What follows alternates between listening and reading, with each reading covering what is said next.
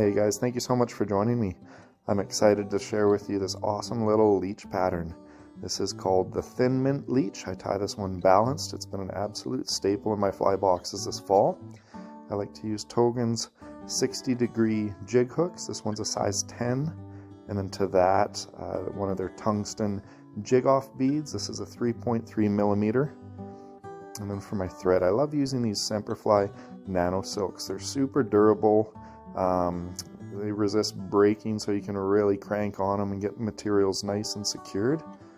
And they don't build up too much bulk either. This is 50 denier black.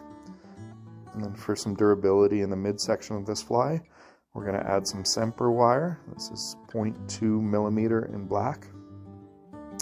For the tails, I love using these select marabou plumes.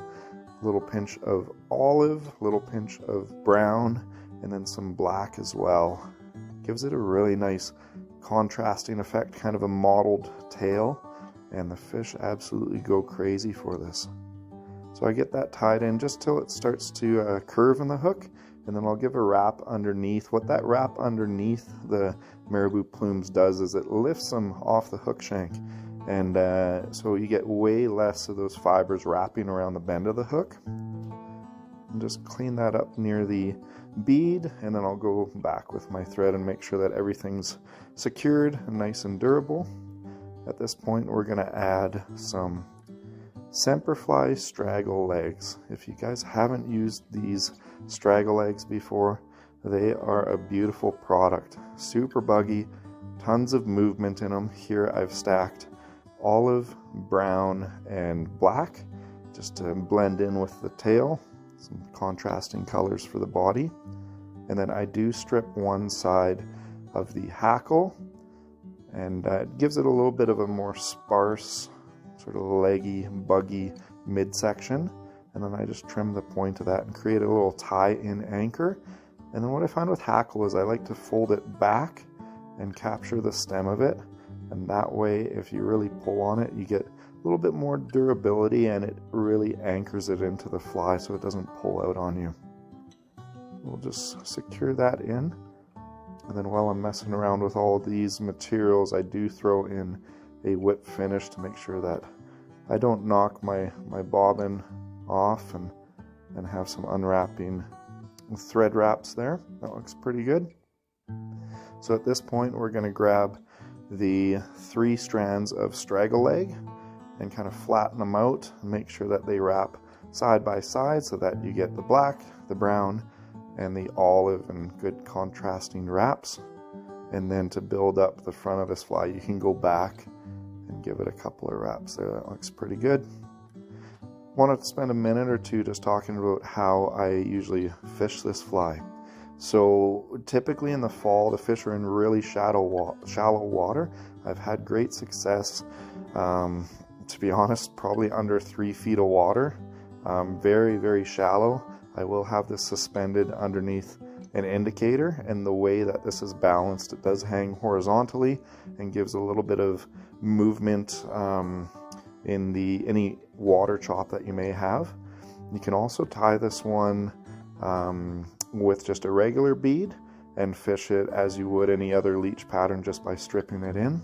Or you can tie it, I do a few different varieties, with either a root beer colored or brown glass bead, or just thread wraps for the head as well if you really want to let your fly lines specifically carry this down to the desired depth. So many options for this one simple fly, but you can fish it in a variety of ways. And then I wrap that hackle back to the rear of the hook with a little bit of space in between, and then I've brought the Semper wire back up to capture that hackle and give it some durability so that if the hackle does break, that wire is just holding it in place. This thing will last a lot of fish. Bring that all up, try not to capture any of those fibers as you're wrapping around that bead head. Helicopter that wire out of there so that there's no sharp points.